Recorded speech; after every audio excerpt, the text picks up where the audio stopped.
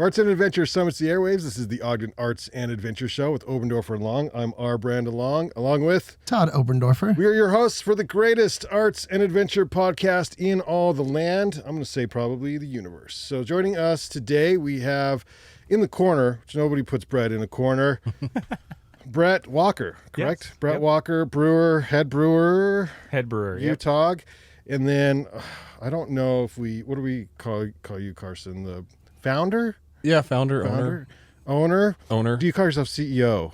That'll work too. Wow. I got to add some. I kind of do all the jobs. Okay, founder, CEO. Head sweeper. Head Yes. sweeper. Okay. Whatever needs done, right? Yeah, he does everything really. Oh, that's weird. It's doing a slow motion effect on you on camera 3. Oh. That is wild. All right, Carson, I think Yes. we fixed your camera, so Perfect. we're back to you. But all things UTOG, essentially, I guess. Yes. Yeah. Okay, so you're celebrating a company party tonight. We found out. So what is the occasion? What's going on? So we do a company party every quarter. Just once a week. Every It's a party every day. every day it is. No, we'd like to close for a night and just say thanks to all of our employees. You know, we got 3 departments: the kitchen, the front of house, and the brewery. And it's a night where we can all like hang out and relax and have fun. And Social Axe will be the 3rd year we're doing it. Yeah. And so 2 years ago, the winner, I got like this cool axe that's engraved with Social Axe and UTOG, and then we put the plaque of the person who won it and what year. Yeah. So we've got 2 winners. We got two wieners of that. And we'll see who's going to be the 3rd wiener tonight, right? It'll be Brett, right? I hope so. So who won? So first year was Paul, our bartender. Okay. And then Kima, our host, won last year. Mm-hmm. Both of them first time ever showing up and throwing. Isn't that wild? So it's anybody's game. Yeah. Yes. It's Yeah. super easy. Have you been practicing in the off season to just like throw things off? No. Okay. I pitch with my kid baseball, but that's nothing similar. So No, it's not. I've been, and in fact, I was mentioning before, I emceed one of their competitions, and Yeah. I had no idea what I was talking about, and they never invited me back. Competition like they took it serious competition. No, so it's on ESPN, like it's on sports channels, yeah. like, It's and huge. they can hit the right spot on the board whenever they want. It's wild. they're really See, good. I used to love watching those lumberjack competition shows. I don't know if they still do that. It's sort of similar. You run on They the do. log, And they have to you cut climb one in up half. the Yeah. tree, and those are so much fun. Totally Just a different game. version of that. It's a totally different game. And there's An different, axe play. There's a little axe play. There is a little accident. Yes. A little bit. yeah, a little bit. And there's different rotations. Like there's the 1.5 rotation Yep. versus the 2 or And there's whatever. like a 1 arm, a 2 arm. Yeah. They do all kinds of weird yeah. stuff. So I just try to make it Scott Rogers stick. could play. Yes. Try to make it stick. Yep. That's what they tell you. It's like, yeah. Well, that's good. Okay. Well, have fun tonight. Thank How you. many years are we celebrating UTOG in Ogden, or in business? I guess. March 28th will be our 5-year anniversary. So we are really excited. We're going to be obviously open all day. I'm going to be there. Brett's going to be there. Anna, everybody that's been there for, since opening. We're going to be doing $5 pitchers. Alicia, one of our executive chefs, is cooking 500 cupcakes. She's awesome. So we'll be handing those out all day. We'll have random prizes. Are those and beer just- cupcakes? No, I don't think they're beer cupcakes, but they'll be decorated in UTOG colors. In my heart, they're going to be beer cupcakes. Yes, you can have a beer with your cupcake. Yes. And yeah, just a big party all day to say thanks because 5 years is big. Obviously, the pandemic's been 2 of those years, so just being able to keep the lights on and keep everything rolling and grow Oh, man, how we've that been is so true. So when Yes. how long were you open? 2 years until you hit the 1 year. 1 year. So we were gonna like have a giant 1-year party, like kind of shut down Grand Avenue kind of thing, Yeah, and yeah. literally the day before St. Patty's Day, because we were like, oh, St. Patty's Day is going to be busy, right? Yeah. And that's when Rudy Gobert shut down the NBA with 100%, COVID. yeah. And then the next day we were like, we'll try, but it was dead. And then we closed on the 17th the next day, and that's when that earthquake happened. So we had COVID, close, earthquake, and it's like, man, this is not a good 1 year. But Those are wild times. Yes. For everyone involved, let alone trying to operate a business. oh yeah, it was tough. And then how did you navigate the pandemic? Because you have a restaurant. It's a social thing. I was working retail at the time. I couldn't stay home. And so, we did close for, I think, 2 or 3 weeks. Mm-hmm. And did orders. I was literally driving my car around dropping off orders to people's houses. So how did you navigate that? So we obviously closed that the restaurant had to close that day. But then we have our beer store in the back, and the beer store stayed open. and just spreading the word that all of our packaged beers are there to come down and support, keep us rolling. We kept that beer store open every day, and people came in, they bought a lot of beer to go. That slowly let what's in the tanks be packaged, not nearly the speed we do when we're operational, but that beer store kept us afloat, for about 4 to 6 weeks. And I think the first week of May is when they opened things back up, and we decided to do to-go. But we're not really designed for to-go. Our kitchen's tiny, and we put out 5 plates at a time. But at least it got people back at work, and we got the food going. And then about a couple weeks after that is when they did the 6-foot separation. So basically half of our tables, were closed. Yep. And then just slowly started going from there. And then after a couple months, things opened back up again. And yeah, it was slow. It was a good learning for me because when I opened up, I've never ran a restaurant before or a brewery. And when you open, everybody's telling you what you need. Hire this, buy this, get this software, buy this equipment. And when you open, you're just like holding on for dear life, right? So after a year, being able to like completely close and now reopen, I could be like, you know what, I don't really need that. Or I do need this. And it really helped us learn how lean we can actually run as a business and what we do and don't need. And so in that part, it was really good because I basically got to open twice. Yeah. And so far it's been really good because I know what we need to go as lean as possible, So no restaurant experience, no beer brewing experience. So Professionally. Yes, professionally. I brewed home. Professionally, Yeah. okay. I homebrewed for 10 years or more and did like homebrew competitions and did good in those. And then my friends opened Park City Brewery, so I shadowed with them for a couple of years and then had this idea in about 2017 and just put my thoughts down and took a class with Portland State University. It's kind of how to, not to brew beer, but how to build the business of it, like a business plan and working with making labels and the TTB and all this stuff that's incorporated with that. And then found my uncle-in-law, Jack, and it proposed to, hey, do you want to be partners? Help me finance this thing. And he said yes. And him and his wife, Susie, are my 2 partners. And, they helped us build it. And we did basically all the construction ourselves except for electrical and HVAC and found that old building. It was built in 1906, so had to cut out the floors and haul out like 130,000 pounds of concrete and basically lived in construction for 18 months during the winter. I've never been so cold. But it was a hell of a process. It was a lot of fun, and it's very rewarding to see, when it's full and our beer's on shelves and just what the difference between a thought now we're actually operating. It's been really fun. But buying that old space, though, that's everything. Oh, yeah. Yeah, so worth all of the 18 months. I didn't go through it with you, but I'm telling you, as somebody who I live for those old spaces in Ogden and elsewhere, but Ogden is famous for them. Yep. And so thank you for saving it. Thanks for making it yours. Yes, it's...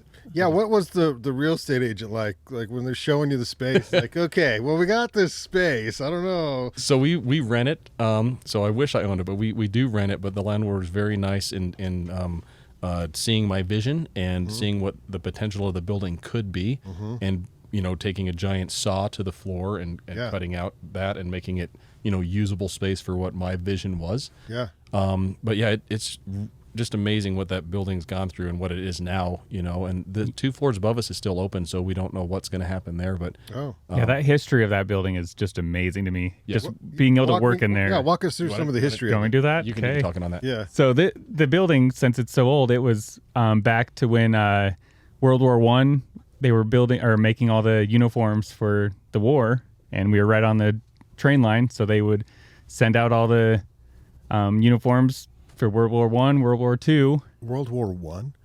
That's taking it back. Yeah. So after the wars were done, they didn't need to use the building anymore for that. So closed down, and another shop came in, and they were making lingerie. So it was called Lovely Lady Lingerie. I have to interject real quick. Yes. When they closed, they made garments for the LDS Oh, church. that was first. Yes. Damn it. I missed and that they one. did that for about 20 years. Yeah. And then the church decided to do their own. Yes. There you go. And then it went into lingerie. And then after they left... This is my favorite transition. Yeah. Right? Yes. I mean, I like the lingerie I know, parts. I ruined it. But Because it should have went no. It's just LDS it's even first. stronger now. But I do like the. Yep. Oh my gosh, the uniforms to the LDS clothing to the. Yep. And then there's still a company that does embroidery and other textile stuff next to us as well. So there's always been that kind of style in that building. Awesome. Yep. Wild. And then how did you like, because you're I don't know what you call it, where all the brewery stuff sits down a level. Yep. So, but you can see it. So did you dig all that out, like knock walls down? Like what did you do exactly? So there was a basement below us. Uh-huh. About 8-foot ceilings, and originally I wanted the brewery and everything to be the same level as the restaurant, so not in the pit like it is now. Gotcha. But structurally, it could not hold that equipment. It was we would have to put so much reinforcement downstairs to hold those tanks.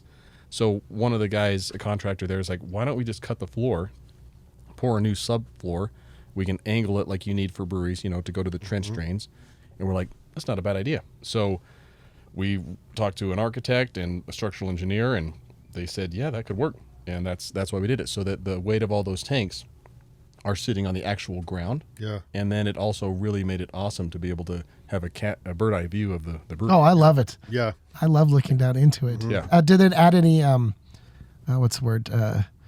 Issues sort of dealing with that? Because if you plan it on being on the main level and it ended up being downstairs, what was the add to make that work? So there's pros and cons. The cons are all of the ingredients we use to brew with. Now when we're done using them, like the malt and the hops, we have to get it up and out. Oh. And The thousands of thousands of pounds every single batch. And so we had to have a special brew house design that has a side door that when the spent grain comes out, it goes into a giant auger, and it goes into a 4-inch pipe. And then that pipe, we've gone all the way out to our loading dock, which will fill like a giant tote.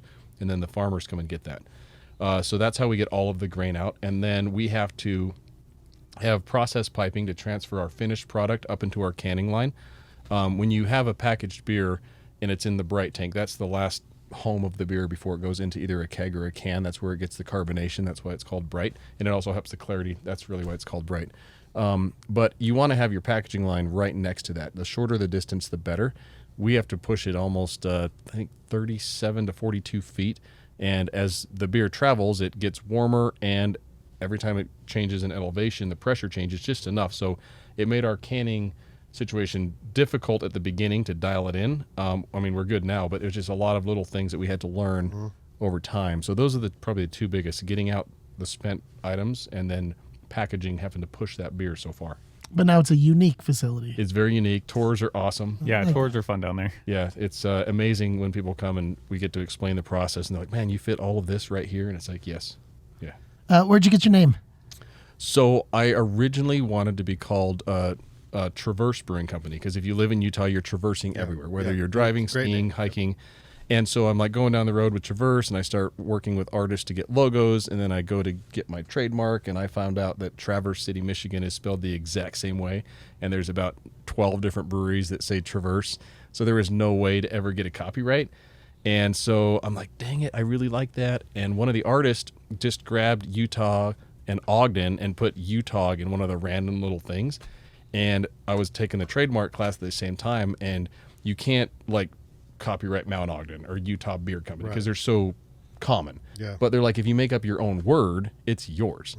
And it was just weird enough that it might stick. Yeah. And so that's where we got UTOG from. And then I loved having the state on the logo. So if you look at, I think Epic, Proper, a handful of breweries have the state of Utah on their logo or their labels. They did when bottles were popular. But we're sitting there like, well, I don't want to copy them. And my neighbor, Lisa, she's like, why don't you just turn the state sideways? And we're like, boom, because now you got the mountaintops. And so if you look at our logo, only about half the people see it. It's just the state turn sideways. I noticed it the other day, actually, because we have the tin now on the van, and I was looking at it. I'm like, wait, time out. Their logo. You got to... Wait, okay. I see what we're doing here. Yep. So, Yeah, I'll see some people put our stickers actually looking like it's Utah. I'm like, oh, that's not how our logo is. It's supposed to be tilted just a little bit. But Yeah. Well, I've heard that home brewing and then jumping up to, what do you call, commercial brewing is completely different. Which, I mean, there's obviously you're brewing beer, but how did you transition? What did you learn in that process? Just talking to other people that have done it. There's software that really helps you scale the recipe. But the very first time we used the equipment at UTOG, every place is different. You got elevation, you got water profiles, you just have the equipment itself. How does it heat? It heats different at sea level than it does at altitude. So it really is just trial and error. How much beer did you waste? Knock on wood, we served every bit of our Hell first yeah. batches. It was Wow. awesome. So we Yeah. started with easy beers to make. We didn't Yeah. make like really hard, complex beers, but That's we smart. That's smart. Yeah. yeah, we didn't dump any, and obviously, as any business, whatever you make gets better with time. So, like every batch Brett does and I did, we critique each other. Like there's no hard feelings. Like, hey, this is a little cloudy, or this tastes funky, or let's try to do this next time. Like that's fun. One of the fun things about the job is every day is different. You can brew the same beer, 30 times a year, but every day is different. You know what I mean? Something's going to happen, and that's what makes beer fun. So Just try and make each batch better and learn from that, and just the small things, really. Have you been here from the beginning, Brett? I came in 2.5 months after they opened. So basically, Yeah. Yeah. So I was Carson's little helper for a long time. And then, of course, COVID happened. Yeah. He got busy running everything else. So he knew that I could handle what needed to be done. Yeah. So took over. So he was the head brewer, and I took over his position, really. So Carson, are you still involved in current recipes and stuff? Or Oh, yeah. Okay. Yep, we bounce ideas off each other all the time. And then we actually just got a really nice, call it a homebrew, but a pilot batch system. So it does 10 gallons instead of 500. And so we just got that installed, and we've ran it three times. Taking notes, getting it dialed in. But what we're going to start opening up to the public soon is, I don't know how we're going to have like a sign-up sheet or some kind of lottery or prize, but let's say you have an idea for a beer or you're a home brewer.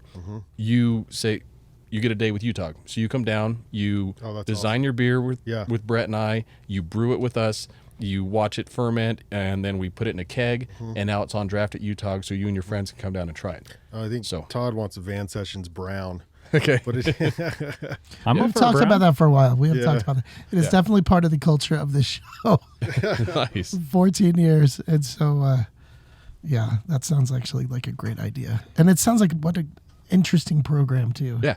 I love it. There's a brewery in Phoenix where I used to live that does that, and it is so popular because, like, if you go and brew a beer, right, you're going to go home and tell your buddies and their friends, and they all want to try your beer. Oh, of course. So it helps me out because it gets people in my doors. Yeah. But it helps you out. You learn how to brew because you're into it. It helps us out because every time, like we just talked about, we do a brew, we take notes. We, it might be the next greatest thing. We don't know. So it's a kind of a win-win for everybody, and we're really excited to start doing And it. how many of those can you do a year? If it just depends on how fast we go through the beer. It's only going to produce maybe 60 to 70 pints. It's not huge, but it's enough to test it out. And it takes about 2 to 3 weeks for an ale, 5 to 6 for a lager. So about, I don't know, you could do Maybe 6 a year or something? I'm hoping more than that. We're hoping one a month is our goal. Okay. Our goal is to do one a month. I'd say April's when we're going to try to shoot for starting maybe May. Yeah. We just wanted to get one more under our belt to get everything dialed in before we embarrass ourselves in front of somebody else. So Let me show you how professional I am. yes. Okay, very good. Yep. Okay, so today's first day of spring, so happy spring, everyone. What? Are you serious? Yep. Where did I miss the memo? Oh, my God. Okay. So happy spring, everyone. And so it's a good time to start thinking about what we're all going to be drinking in the spring and summer, right? And so I'm always curious about what's trending and what's leaving, and what are you sensing? What are you looking forward to for the spring? What are you hearing about? Clearly, you're never in this alone. All brewers are friends with brewers, Yes. right? And so, what are y'all talking about? You want to? Yeah. So right now for us, we're going to be bringing back our Mexican lager, of course, in May, but it takes a while to ferment. So we're going to start that real soon. And then we have a few new IPAs coming out. But other than that, everybody's trying to go for the lighter beers. So we actually, Carson, do you want to talk about the brand new beer that's coming out for our anniversary? Are we supposed to wait for this? Well, that's funny because I just heard that stouts were making a comeback. Is that true at all? So they come back in the colder seasons. So That's they when I drink already came and They already left. came and went? Yeah. No, it's a seasonal beer. I Yeah. think of the browns and the Yeah, stouts and all of okay. those as seasonal beers. Okay. Like I drink it when it's cold They did weather. come on strong in October, November, December. That's why we have these porters. I've been drinking the darker stuff all season. But in the summertime, especially as soon as the temps get up, the lighter beers are where it's at. So It's your lawnmower beers. Okay. You got to be able to. Lawnmower beers. Yeah. Yeah. Okay, so you got a new beer coming. yeah, so we wanted something kind of like have you heard of table beer, like a session beer, so Session beer. lower alcohol. Yeah. Yep. And that's kind of where a lot of, especially the younger drinkers, are going, not heavy beers. And so we did a beer, and it's called Happy Hour, because we don't have Happy Hour in Utah, but now we do. So it's called Happy Hour. It's going to be right around 4%. It's an extremely light, easy drinking lager. The goal is like when you're golfing or boating or watching the baseball game, like that is, it's a fresh, bright label, and it's really good. We've brewed 3 times now, and the third time we're like, yeah, this is it. And So when's Happy Hour? we're going to release on the 28th on our 5-year anniversary. So it'll be available at UTOG, we're really excited for it. Our sales team is really excited for it, and that's our big release on the 28th. And then Good name. Yes, Good choice of names. I like it. It's cool. We used I like can picture it now. have you guys? What's the movie I'm talking about with John Travolta, the disco? What's that called? Saturday Night Fever. Yeah. Yeah. You know the logo in that. Yeah. Yes. We kind of use that font. Nice. And then in the dead center is a giant disco ball, so it's going to like pop at you on the can. Oh yeah. It's got a really fun, bright, happy can. I like it. And so that's we're really excited to release that. Summer beers, man. Yes. Mowing the lawn or like get back from a hike and you Yes. just like easy drinking beers. You got to sell a ton of that stuff, right? You do, and that's our goal. Every time I've done like a lighter beer, like the Golden Grant or our Kolsch, it is way light compared to the stout. Kolsch is really good, by the way. But when you compare it to like a light beer, like I don't want to say the American beers, but like the Ultras, the Bud Lights, the Coors Lights, that is, you have drinkers that drink those and you have drinkers that do craft. And this beer is going to be a great gateway for those that, hey, let's dabble in a little bit of craft. You know what I mean? Let's try something local. And that's our goal with this is not only can you have more than one, that's what a session beer is, but to kind of maybe steal some of that audience. Well, PBR's made a comeback because it was a drinkable beer after a backpacking trip or something. You know, it was just easy on the way down. So perfect. Did PBR ever really leave? I know we kept it alive when we were camping. So. We did our best. So. All right. Well, I'm gonna. Speaking of, Oh, that sounded good. a little porter action. Okay, very good. Yeah, what's the future look like for UTOG? Because your space is where it is. I toured Uintas a while back, and it's effing huge. And even they had to. I mean, they can land an airplane in their cooler, but they had to expand, right? Yes. And so, like, is that something that interests you, or are you just like, nope, we're gonna keep it this way and do? I don't know. What's your plans like for the future? I would love to expand. That's what Don't look at me. You're the one. well, I much want to can you just brew, brew. Brett? I want to brew the beer. I want to make it really good for people to drink. Yes, we do want to expand, and that was my whole goal in opening a brewery, was to have an awesome pub that's family friendly. That was important to me because I love all the bars and breweries in Salt Lake, but I had to get a babysitter to go to them. So my goal was to have a family friendly brewery so I can have a beer while my kid sits there. Yep. And we were able to do that. And so I love that aspect, but I also love the production side of it and getting in different stores and restaurants, and so we do want to continue to grow our production, and that's why we bought such a big system to start out with. But in 2016, 17, 18, the craft beer industry from like 1999 up until that point is growing 20 to 25% every single year.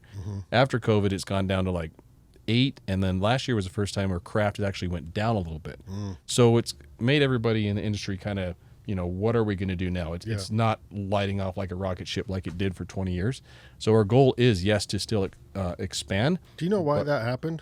Or what? It's just generation. There's Gen still Z.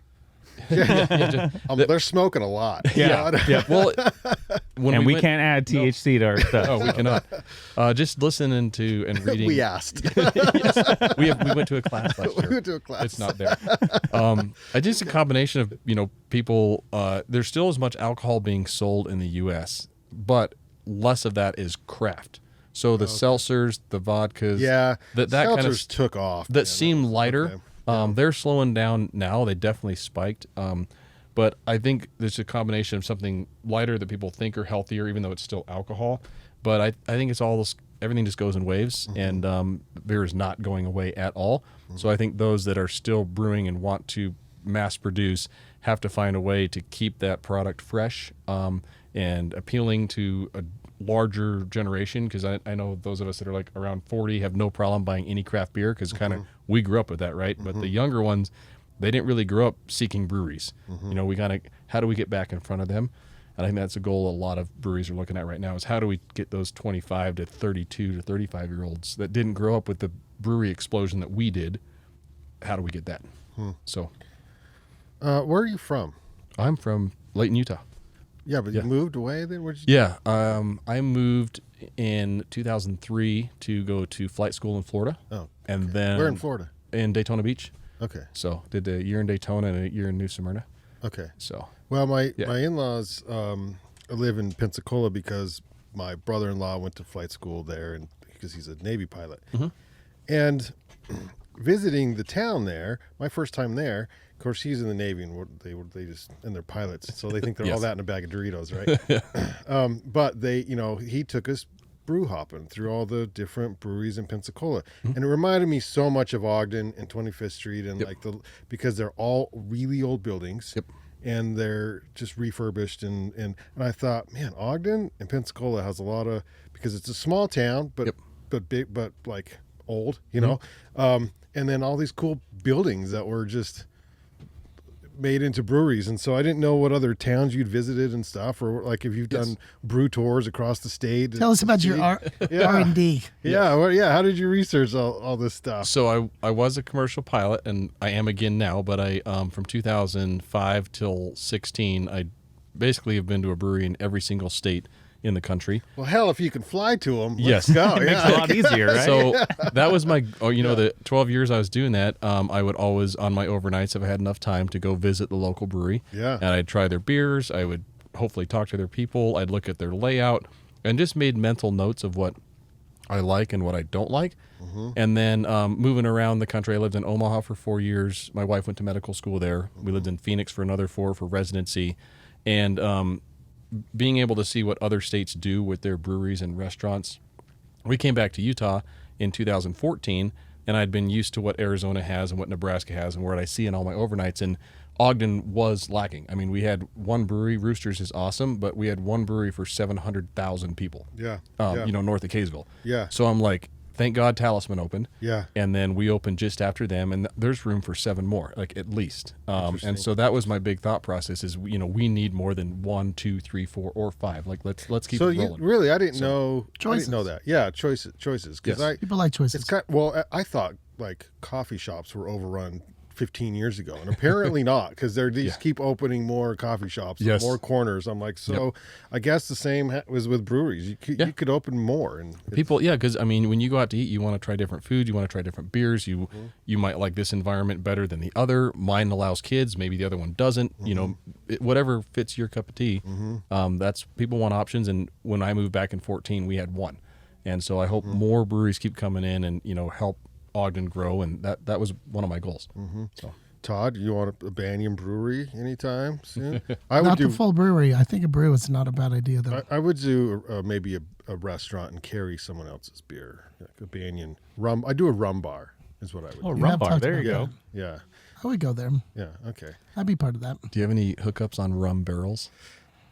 No, I want to do but this porter in a rum. in a rum barrel. Yeah, I did. That would be awesome. So apparently rum, I don't get. So apparently rum's hard to brew or not, or distill, I guess, because like a lot of people don't want, like Ogden's Own doesn't do rum. No, it's, like people don't do rum. What? I didn't know.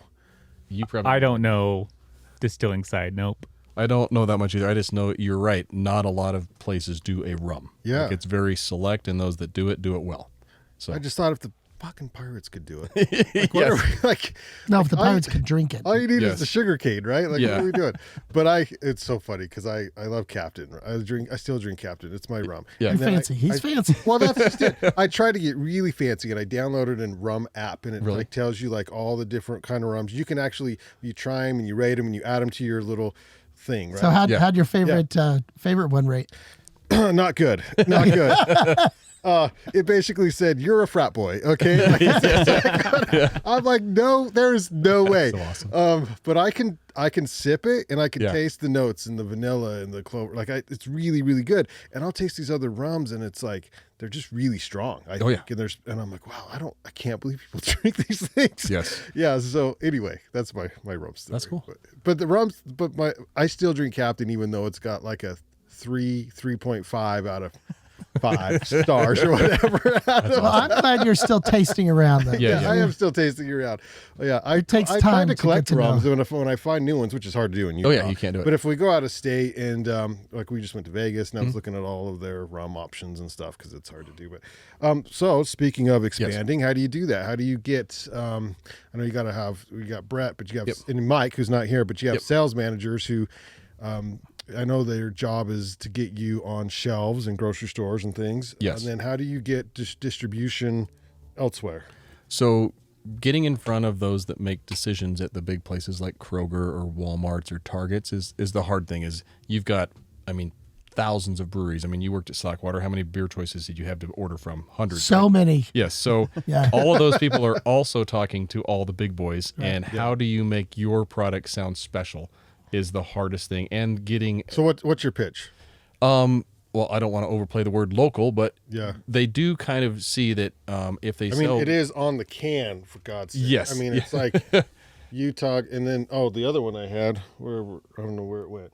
I lost my Your other Kolsch beer. is right there. My Kolsch, because the it says, it's got the logo, on the logo, it's like Ogden, Utah. Yeah. Right there, yeah. So our goal, we do pretty well in northern Utah and around Utah because people relate, they know what Ogden is. Getting outside the state, we've been in Boise for 2 years now, and being able to have a product that's consistent. Most of the beers we brew are not heavy. Like I like, and Brett, I think he does too, we brew beers that are a little drier. So when you drink them, you want more than one. We only have a couple beers that are kind of heavy in body and carry a lot of weight. But a fresh, clean product, a good logo, something that stands out, and obviously you have to have a good price point for people to want to do that because distribution, they want to buy a beer and go home, not like buying a fancy beer at a restaurant. So being able to get all three of those things in one and have somebody take your product and trust you that you can deliver to them if they make the sale, that's kind of what we've been learning over the last 2 or 3 years. And it's going well. We've always kept the arrow going up, and we are growing. But we don't want to try to tackle too many areas at once because then we can't keep up, So being able to grow while we can keep up at the same time is kind of what we've been doing. That's the thing. Yeah. That's the thing. Yeah, it's not. So where can we find, where can we buy, where can we drink UTOG now in Ogden, Salt Lake, Utah in general? Yeah, so we are bordered south to north border in Utah. We're everywhere. Border to border? Yep, border to border. We are in, last time I counted, probably 60 to 70 different restaurants / bars, a handful of the ski resorts. We just got a awesome opportunity with Mavericks, so we're going to be back in their shelves starting the end of April. So we'll be in a bunch of Mavericks. That's Adventure's last stop. Yes, it is. First stop in ours. Yes. But last So close. Yeah, so you'll be able to. I could picture the little logo. Sorry. We'll be in a lot of those. We are in a handful of Targets. I like Harmons. last, like, yes. Adventure's over, let's go to Maverick. Hang out for a Start while. in there. It's you've been to all the others. This is your last stop right here. Right? Grab a beer while you're there, would you? Oh, that's so funny. Yeah, and we're obviously always talking with a Walmart, and then Harmons. They do a really good job with local craft. So They do. Yep. We've had this discussion. I don't know. Harmons? Todd and I, Todd and I are trying to get our podcast into Harmons. We're just going to drive the van in there and see what happens. We could do it on the wine and cheese night when they're teaching people. Yeah, we could do that. That'd be perfect. No, using Ogden as your brand name. Yep. So we started our podcast with the Ogden Arts and Adventure Show. And the thought of that was, well, could you ever sell Ogden outside of Ogden? And I was like, hell yeah, you can, like Teton Sports or something. You could sell it like Ogden. And I'm thinking of the beer industry, and one of the biggest, if not the biggest, craft, I guess, still, Sierra Nevada is named after a place, right? Yep. And then every time I go to a place, I look for the beer that's from the place. Yes. So the name of, and the local name helps me. But then I just didn't know if that hurt in distribution or not. Or how does that work? It's a love-hate because I've had some distributors say, hey, we've tried putting a Utah brand in Idaho or Wyoming. And when people come to vacation, Jackson's a perfect example, right? Yeah. You land in Jackson Hole, you're on a ski trip, you're at the bar. Hey, what's local? Yep. You're not going to grab a Utah beer. So there's some destinations where distributors are just flat out honest. Hey, we tried it. We had a lot of people in there. It doesn't work. Like even the Sierra Nevadas, the New Belgiums, the big brand names, don't work in those really populous ski towns because everybody that comes there wants Snake River Brewing or something local. Yeah. And so that is an advantage we have here locally, because when people come to Snow Basin or Powder Mountain or, go downtown Ogden, hey, what's local? And that does help us here, but you're right, it does hurt us outside the state until you can get that, mega power brand name like the ones we talked about. So, mega power brand. yes. Mega power. We're not there yet, but I mean, that is what our goal is. It's a very long, slow process. Attention to, detail, good beers, good marketing, the sales team doing their job. And, every day you just gotta, it's, when we open this, it's, I think I was talking to you or my partner, Jack. It's like, it's not like we took our monies and opened a Chevy dealership and we're selling Chevys, right? We're making a brand new product, brand new name. Not easy to do. Nothing is, Yep. You just have to trust the people and they have to trust you, and you have to grow as fast as you can, but then also maintain it. And it's difficult, but it's a lot of fun, and it's very rewarding when you see it happening. So you're making a push right now. You sponsor the Raptors, ice Ogden Mustangs. Ogden Mustangs. Yep. Screwed that one up. Ogden Mustangs. What's your affiliation with the Mustangs? I grew up playing hockey at the ice sheet. Okay. And then Brett knew the previous owner. What was her name? Do you remember the one that lived in California? You just messed it up. Yeah, I because can't think of her name. Okay. Anyway, he introduced me to her back in the owner of the Mustangs. Mustangs? Oh, cool. And we'd like, hey, let's do a beer for him. So we did Top Shelf. When you score a goal, Top Shelf. So it's Top Shelf IPA. And we did the Power Play Pilsner for them. And we sponsored the Mustangs. So it's 2021 probably. 2020. I think 2020? it started in 2020. Yeah. And so we both play hockey and we love it. And so the rink's a great time to have a beer. And I want to support the team. And so we did that. And every year we've been doing it since. They got new owners and they're just as happy to have us. And, we love working with them and being able to see the sport grow locally and, get people up there it's just a lot of fun. So. I didn't know hockey was such a big deal around here. And then same damn brother-in-law played hockey for Weber State and was apparently really good. And then when he comes into town, all those guys go up there and they get a team together and they go play like a rec game or whatever. Yeah, they play on Thursdays. I go sometimes with them, and then Brett and I played on Sunday, and my kids play 3 days a week. So the ice sheet's money. Oh, it's awesome. That thing is awesome. Yeah, it's a beautiful. Now, if they would just sell beer all the time, not just during the Yes. Mustangs games, would be awesome. They should just need a vending machine. Yeah. We went to rinks in Phoenix and Vegas for my kids' tournaments, and every rink has a bar. That's awesome. Oh, totally. Like a full service bar or just beer bar? Full service. Okay, so I got a question for you. Yes. I got a question for both About of you. time. I'm usually very quiet. And so, what is your what's the nicest way to put this? I'm just gonna come right out and say, what's your relationship with the DABC? Surprisingly, they are been very easy to work with. I have not, because they're not necessarily in the business of fully but rocking and supporting everything that we collectively like to do all the time. The rules they've had in place for a long time are tough to get rid of. I've only been in this industry for 6 or 7 years, but I grew up here, and I knew what Utah was like before the 2002 Olympics. Sure. A lot has changed since then. So it just takes time. And coming back around. Yes. And one thing that I've found is there's never, if they get rid of a rule, they always replace it with something new. So it's not like we're losing things, we're swapping things. Oh, for sure. And so that is hard because a lot of these things don't really make sense because their rules were made so long ago. Like having the 5% kegs. You can't have anything greater than 5% in a 64-ounce container. And that's been in the rules for like the 70s, but no one can answer why. And little things like that is like they need to, that would really help us. It's really cost, really, because if we have to put a 5.5% beer, we can't do it in a keg anymore. Now we have to put it into a can or a bottle, and now all that product is wasteful. Yeah. And then instead of having it in a keg, we can reuse a keg. We can't reuse a can or a bottle very easily. So it's just. Do you have an association or a lobbying part? Like who talks to these people? So the Utah Brewers Guild, that's one of the main reasons I join, is I want them, right now, if you wanted to open a bar or a restaurant, something, you've got just a couple choices. You've got a full service bar, which you can sell whatever you want, but there's no kids.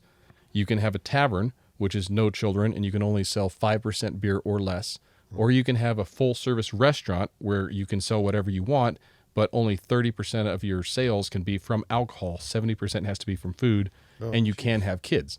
Well, also with the restaurant, you can't walk around with a beer. So we're a brewery. We're all adults, and you go to any other state in the country. If you have at a brewery, you can grab a beer and walk over to your buddy and say cheers. Right. It's really difficult for all of us restaurant breweries to say, oh, sir, you have to sit down with your beer. You can't walk. So being able to have more than 3 licenses to choose from. That. Are you? Oh, you did know that. No, I didn't know that. How At did a you not know? restaurant, you can't walk around with your beer. I worked Slackwater for, Yes. let's just say, too many years. Too many years. Too many years. And I'll be honest, I Did you haven't have to found tell too many people? customers that love it when I would say, Sit down. hey, I need you to sit down. I can walk it for you. Yes. I can walk it from the bar to your table. They love that. Oh, they love that. No, Every time. I just took Yeah. the 14-year-old, for God's sake, girl, Yeah. wanted to go to Vegas for her birthday because 14-year-olds in Vegas, and we walked the Strip, and I have love-hate with Vegas, but it is amazing because yes, you just go and grab a drink and walk down the street with it. It's like they just don't want you to take your glass, and so like, can we pour that into a plastic cup for you or whatever? Like, it's. Can we meet in the middle somewhere on some of this stuff? That's what like the Brewers Guild, I hope eventually does make a difference is, have a 4th option or a 5th option where, okay, I'll serve wine and liquor, but I'll close at 11 and, I'll give and take Something, like that, right. something or the sizes that we're pouring the beers in. So if we're pouring a 12% beer off draft, I'll only give you a 6-ounce pour. Yeah, but or let me have that option to do that. Yep. Right. And if another thing is like, let's say you wanted to come down to UTOG after this podcast and have a beer, I'd give you a beer, but like, sir, you're gonna have to get some food. So breweries, unless they're a tavern, have to offer food, but then a tavern, you're limited to that 5% thing that I talked about. Or if you're a bar, then you can do a bar, but bar licenses are hard to get and they're very expensive. So why can't we make a license that's for a brewery that has a pub, that is a little bit different? Like, okay, you can walk around with a beer, you can have kids, because beer is about learning. I mean, I got a 9 and a 6-year-old and they can tell you the 4 ingredients of a beer and what it does to you and how you make it. And having that education at a young age really prepares you when you're 18, 19, 20, making those, dangerous decisions like, hey, should I drink with my buddies? Mm-hmm. Oh, no, I'm not going to do that. It gives me a hangover. Yeah. A lot of kids in Utah never get any experience. And as soon as they're out in the world, got to hide that shit. Wow, you're in trouble. So the educational side of it, we really need a different license that allows us to teach those. Maybe they just call it that. Yes. They call it the beer education license. Something. Every brewery has to have signs on the wall. Well, now that your situation isn't entirely unique now, so there would be a handful of people that would love that license, And how do you do the bar part at your... Do I have to order food if I sit at the bar? Yeah, because we're a restaurant. Yep. Yeah, you just can't be a kid and sit up there. You have to be 10 feet away if you're a kid. So do nachos count, I guess? Yes. Okay. Of course. Yes. Okay. All right. Or chips or... Yes, we have fried pickle chips. We're always we had warm almonds. Warm almonds. Yes. Yeah. Well, the restaurant is really good. So just diverting a little bit. How did you pick your chef and get into because the food's fantastic. Yeah. Our executive chef, Chris, does an amazing job. When we opened and we had another executive chef and he was below him. And the other guy quit after a couple months, and so Chris fell into it. And the hard part about our space is trying to create dishes when the kitchen's about the size of this van. Yeah. Maybe 2 of these. Maybe. And we do over 550 tickets a day on average on Saturdays. Mm-hmm. And so being able to... Dude, I didn't know that. It hurts me. The old Slackwater location was the same. The kitchen was it's so smaller tiny. than the trailer, too. Yeah. The old one. And I felt every minute for back of house. And so I'm putting it out there for you and your people. Yeah, exactly. They work so hard and they do so good with the limited space they have. And, on a full night, we've got 132 seats inside, 60 on the patio. And to be able to pump out... You're like washing dishes in the street? Like, we can only put out 5 plates at a time because that's how big our expo window is. Mm-hmm. And so being able... most all customers are super understanding. Be like, hey, we might get your food in 35 minutes. It's really good. Have a couple beers. Here's a quick appetizer. We can get those out quick. Yeah. But everybody's very understanding. Especially if they've been there before and they can actually look over and see, oh yeah, they're serving out of a 5-foot window, you know what I mean? And there's 135 people here and everybody showed up at 7, you know? Yeah. So that is just part of our growing pain. And we've learned at our facility, you know, we do have to stagger some seating when you walk in just because you're limited with how much you can push out. So remember I was saying earlier how much I love that old building? yes. With that, Yes. it's that the balance. That's the the balance. universe of the balance. Yeah, but they do great food. The food is fantastic. Yeah, I'd say it's really good. top notch, above bar food. Yeah. We do daily specials. We do like different beer pairing dinners. We usually do a Mother's Day thing, a Father's Day thing. All the holidays like St. Patty's. We had a couple specials that day, and very creative, and it really helps showcase the beer, and the beer helps showcase the food. So, This is an arts and adventure podcast. So, Brett, talk to me about the art of brewing. When did you start brewing, and how do you put your sweat and tears in? Well, please don't put the sweat in it. Yeah. Don't worry, it boils out. It boils out. Yeah. Talk to me about the brewing process and how much. So my story is way different than Carson's. So I was a home brewer for 10 years before I met with Carson and convinced him to hire me. But I came from the restaurant business. So I started when I was 18 as a host at Applebee's, I guess I can say. Denny's? It was Applebee's. Applebee's. So I was at Applebee's for 10 years and went from hosting up to management. And that's a long time. Yeah, and didn't want to stay in the corporate world. Yeah. So I left that and actually started running a bar in the Newgate Mall. Yeah. Which is called About Time. Yeah, I know the bar. Okay. They just barely closed down, which is did they sad. really? Yeah, just a couple of weeks ago. I didn't know that. Yeah. Huh. Hopefully they come back, but I think it's mostly because of the mall going downhill down there. But I got tired of the restaurant business and you're back in it, got it. Got back into it. My wife told me to go do something fun, so I started working at Epic. But I'm from Ogden, so I didn't want to keep driving to Salt Lake. Yeah. And convinced Carson that I knew what I was doing and could help him grow the business. So showed my skills, and he taught me his ways, and learning Carson, the whole process. I don't know. I'm not a chef or anything, let alone a brewer. And so when you start giving recipes to somebody, like that's got to be like a little bit of panic, right? Like, can they do it as good as me, sort of thing, right? It is. But yeah, Brett did a great job. Obviously, it's like handing over your baby. You're not going to do it till you have confidence, and then you're going to sit there and watch and test, and then you're slowly start stepping away. But that's what I prefer. I mean, like I said, I only have about 5 years under my belt of running a business, but I love bringing in those that are new, green. Just like my GM now, she's never ran anything, but she does a phenomenal job. So it's almost better to have somebody with very little or no experience and kind of grow with you, because you're on the same page. You know what I mean? Like you're learning together. If there's a problem, we can all come and talk and be like, let's try it this way. Yeah. Where if you get somebody with all this experience, you're like, well, this is how we used to do it. Well, they didn't work in a building built in 1906 with a pit and a 5-foot kitchen. Yeah. You know what I mean? Yeah. So being able to grow together from ground zero and do it our way instead of somebody else's way, I think that's one of the reasons we've done so well. Yeah. So. Yeah, and Carson didn't just let me start brewing. He really You had to go followed me the whole way, process. it was great. Like I wouldn't have ever been able to do what I'm doing now without how he taught me on the system and the knowledge that he had with homebrewing, the way he homebrewed compared to how I homebrewed. It just there's no right or wrong. Yeah, it's just how we've learned, and with the brewing community as it is right now, I can call any of the brewers from Salt Lake to Logan, and they can help me out with anything. They'll give me product. They can give me knowledge. That's awesome. There's not a lot of secrets. Yeah.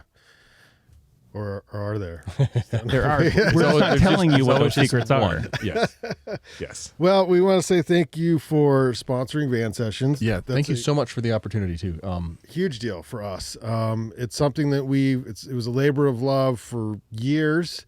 And then just kind of like COVID too. And when COVID happened, we started doing video because, oh my gosh, everybody did video, and we got to do video. And then it started kind of blowing up. And so, and then we moved to the Monarch. One of our first moves, because the Union Station, famously, this is previous management there, wanted to charge us for power, to to park the van, and we had to shovel the snow so Todd would have a place to sit out there. It was rough for years as far as that goes. The things you do for the things you love. The things you do for the things you love. Yeah. And so we've been at it a long time, and I'm passionate about it because when we talk to the musicians, and it's hard.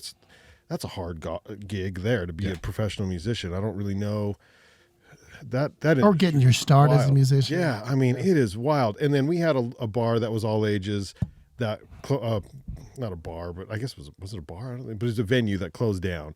And when that closed down, there was no place for these kids to sort of play and train Mojos? and work. Was it Mojos? Yeah.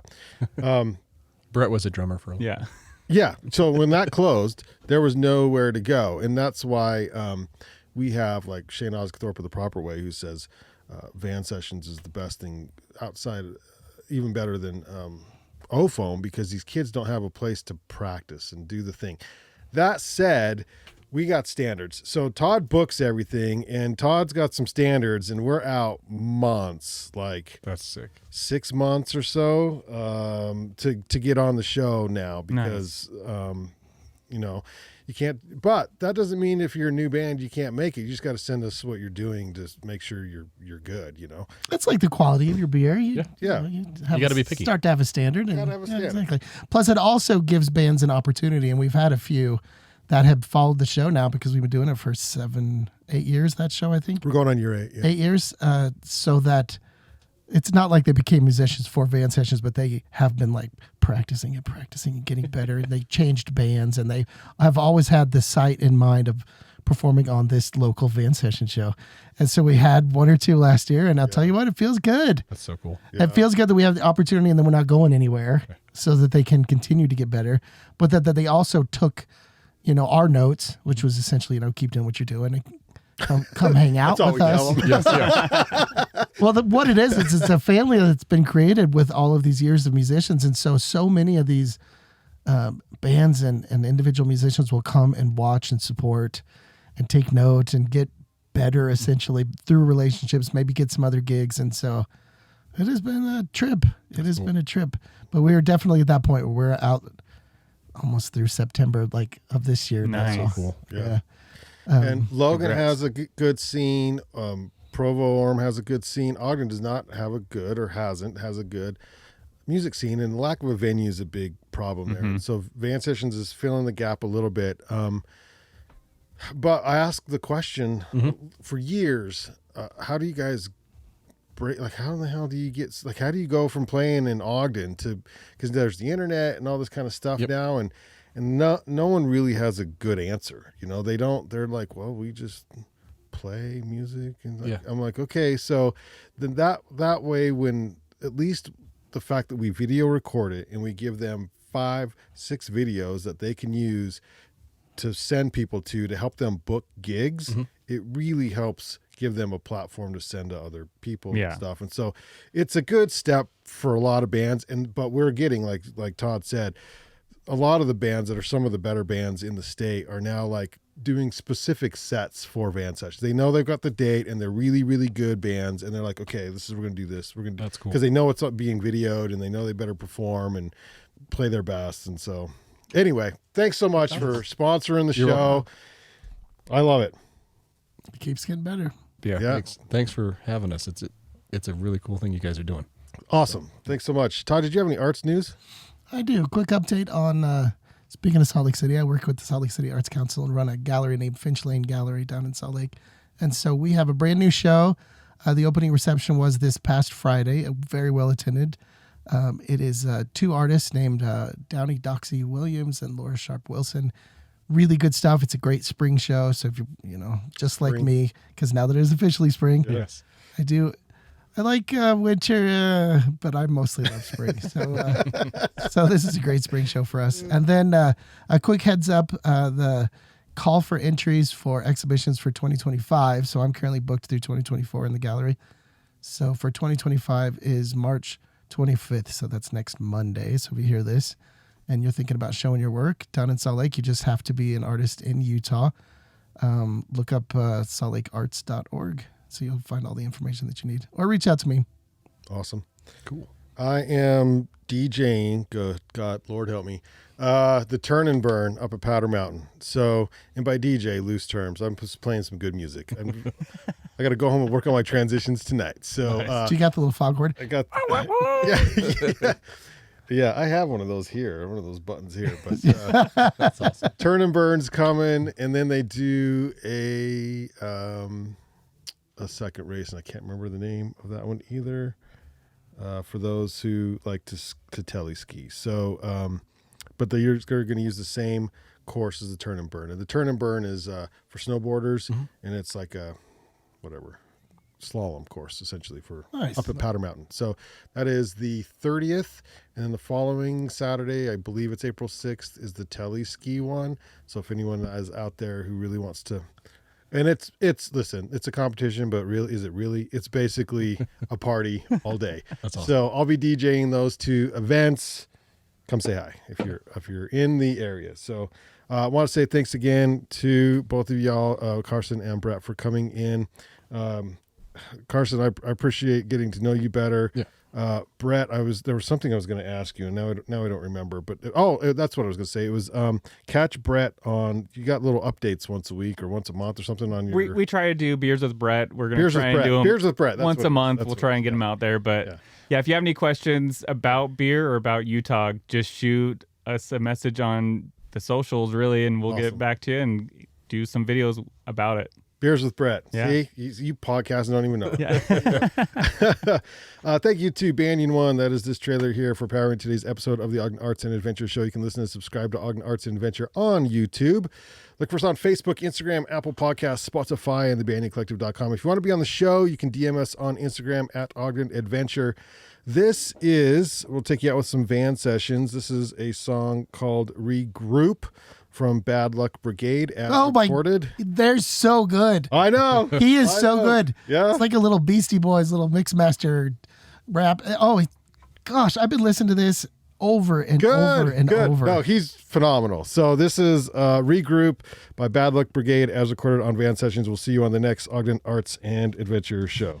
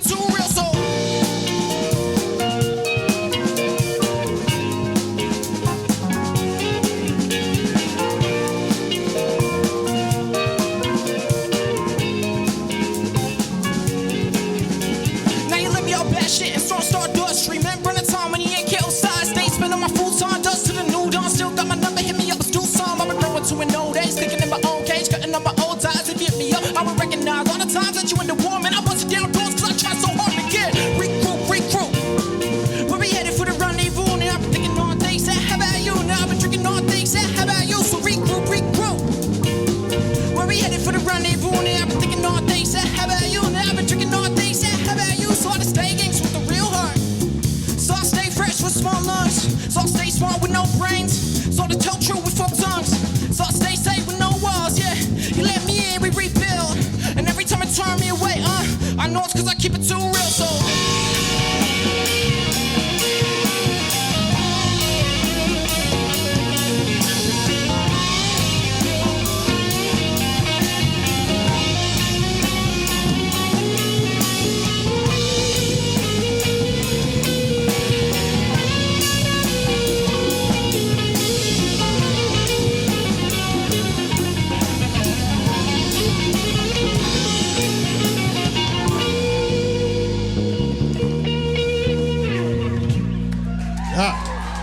Bad Luck Brigade on Van Sessions.